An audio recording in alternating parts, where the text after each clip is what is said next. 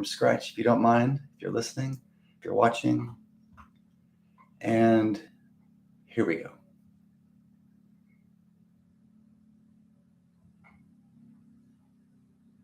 Hey everybody, Todd here, and welcome to a live version of wellnesstalks.org. So I had a few people, I jumped on a little bit early. They were already on, so hello to them again. I know you just heard me say this, but for those who are getting here on time, I don't want to penalize you for being on time when I actually started a little bit early. So it's just a quick overview of what I'll be playing with today. So it's a common cultural belief that happiness is the key goal, the key value, the key purpose in life. And this is based upon all kinds of values, all kinds of variables, such as our parenting, our upbringing, the cultures that we were inside of, the cultural norms, our advertising, our movies, our music. It's always kind of pushing us to strive to, well, whatever makes you happy. And that's a very common phrase. I hear this all the time. And it gets us into some trouble. And doesn't mean that, you might experience happiness in your life. I certainly hope that you do.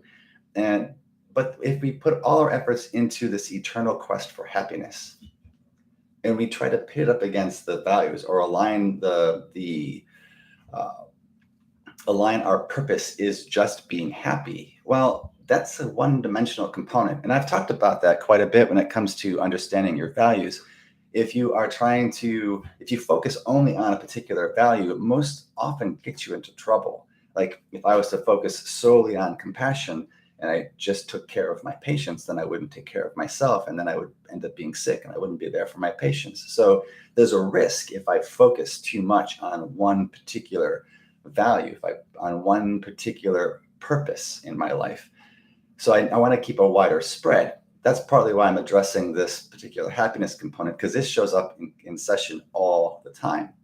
And what the research shows is that people who are able to live rich and fulfilling lives, when they talk to the people that are in their 80s and 90s and 100s, and they're talking back on their life, they found that those folks who are happiest tended to be more happier, ended up being happier in the long run, were the ones that actually had a particular purpose and a direction. They put the purpose first, had a direction in mind, and instead of putting all their effort into just being happy, they were willing to accept that in order for me to move in a way that actually matters to me, the thing that's in the long run going to bring the most value into my life, may mean that there's going to be some struggle. Actually, there's definitely going to be some resistance, some struggle, some stress, some distress, something that's getting in the way. If we only focus on just the happiness, well, let's just take into mind that you love cake and cake makes you happy. But if all you're doing all day is eating cake in order to be happy, or you run to cake every time you're happy, well, you may end up with a sugar problem. You may end up with a weight problem. You may end up with a nutrition if that's all you're eating is cake, because, well, vegetables are gross and I don't want to do that because that's not so good. But cake makes me happy, so I'm going to just eat cake. Well, I think you might be able to see how, and I'm using a pretty extreme example there, I think you can see how that might actually cause a problem. In the short term, it works really well. In the long term, it's not working so good at all. And I see I've got somebody else who jumped in. Thank you so much. If you have any questions and you're on YouTube, please feel free to just put them up right on the side and I'll get to them. But I'm going to go into some of the Patreon questions that I've received. And so how would you describe a difference between the two? Sounds like one is a value, the other one is a direction. And yeah, I would actually say that there is something to be said for that. When I'm looking at the purpose, that's not exactly the same as a value. Purpose is the direction. And I've talked about this in the past as well, that values are a direction. And happiness, joy, that could absolutely be a purpose. It could be a direction. I would like my life to be joyous. I would like for my life to be calm. I'd like for my life to have vigor and strength and compassion. So you're correct. They're not really diametrically opposed. They're not in opposition to each other. But a lot of times we end up taking And values, this can happen to us all the time, is that we'll take something that we value and it does bring us immediate gratification. And it starts to slide over here as a way to actually deal with an experience that I don't want to have happen, something I don't want to experience. So yes, I'm kind of splitting hairs here. And there isn't, the difference is one is more of the direction and one is a value. And if I focus again on only one value, I might end up becoming one dimensional and having different problems as I used in that example. So question number 2 coming in here from Angela on Patreon is, what about the O saying, as long as it makes you happy, when trying to decide what to do? And this is a great one. I mean, as a kid growing up, well, what do I do here? What do I don't understand. I want to do this. I want to do that. I'm kind of torn. Whichever one makes you happy. Mm. And I think I actually used to interpret it as what's going to make you happy in the long haul, in the long run. Because, I mean, obviously, if there was a test coming up and I was supposed to be studying for it, and I asked myself, what's going to make me happy? Well, not studying for the test, that's what's going to make me happy in this immediate moment. But further down the road, I'm going to have some problems if I'm failing tests and I don't get the degree, I don't leave high school, I don't get the certificate that I need. So I think you can see that if I'm focusing too much, if I'm fused, all I want is happiness in my life, then I'm going to run into some issues. So what's going to make me happy in the long run is I take an hour to study, and then I take a 15-minute or half an hour break, play a video game, make sure I set an alarm, come back, study for an hour more. I can put a little bit of immediate in there, but I'm actually putting a plan that in the long term, when you get that grade back, it may not necessarily be happiness, but it'll be a sense of accomplishment. It'll have meant something, right? So I hope that answers that question.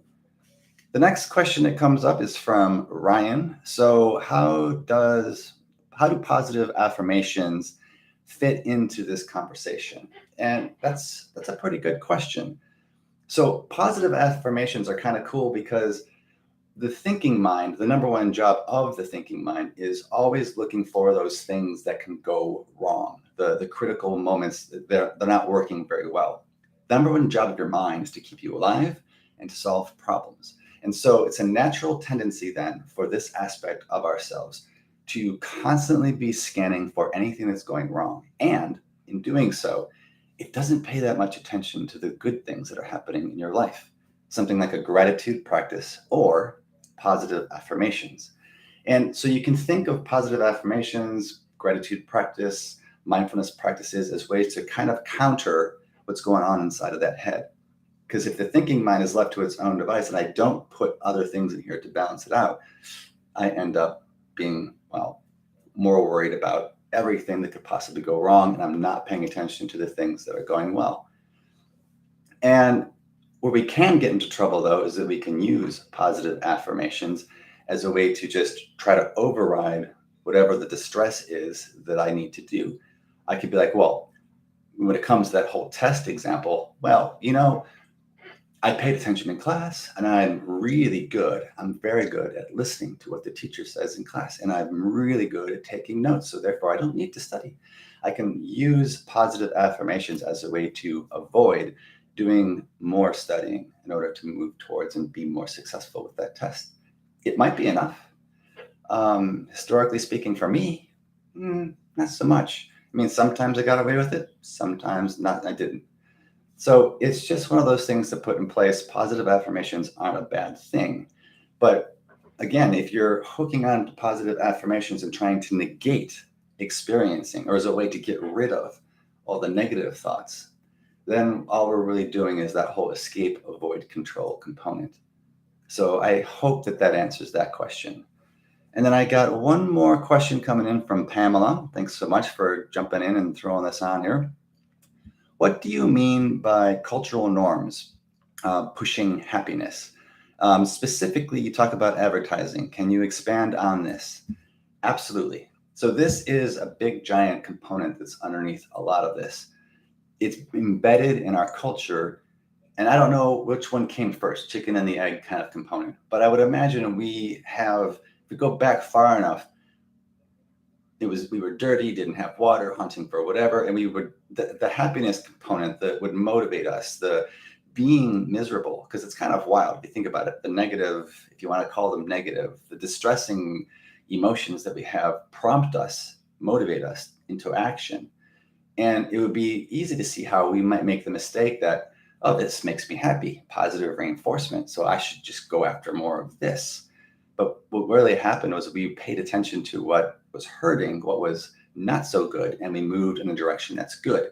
So we pull that up now and we get to a culture that tends to say, well, if it makes you happy, go and do that. And throughout history, we can see in places where that's gone, completely off the rails, and it's gluttonous, and it's people that are overdoing it, and end up with all kinds of different kinds of problems.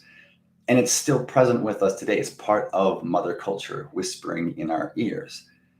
But a great place to see this is looking at the advertising, at how things are advertised to us. A lot of times they're going to have a product, whatever that product happens to be, and you don't really need this product. And so they want to make it so, hey, you've got this thing, this problem that you run into, and you probably have something like that. And then this product will help you to alleviate that problem. This product is going to make you happy. And so you can go and look at a lot of different places. You see them smiling. They're sad in the beginning, and then this product comes into place, and then they're happy. And this also starts to kind of train us to believe that we have to rely on external components, external answers to help with our internal components, our internal problems, our answers.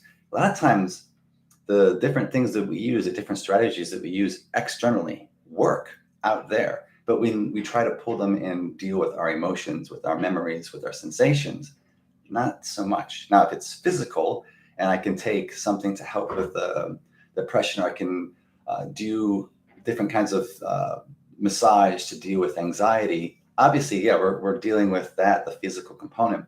But we have all this other programming, these rules running in the background. How often were you told, as long as it makes you happy? That's kind of unconscious, sitting in the back of your mind. How often did you watch a movie where at the end, it's a happy ending? And so you inadvertently get this message in the back that we should always be striving for happy. So just look at the different places, all these influences on how you make decisions and how you choose.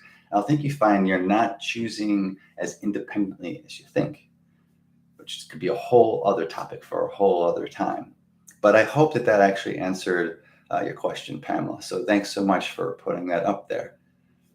All right, so if I was to just narrow this down and do a quick overview here, I would basically say that if we can focus on a purpose, having an actual purpose, a direction based upon our values, and we're willing to experience all the other aspects of emotion, then we can see that there's wisdom in having that full range of emotion.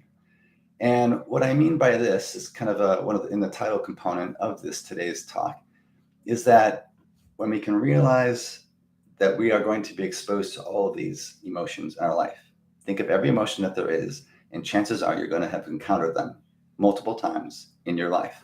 So just keep that in mind as we're moving through this. And that we can't necessarily decrease the experiences that are going to cause suffering.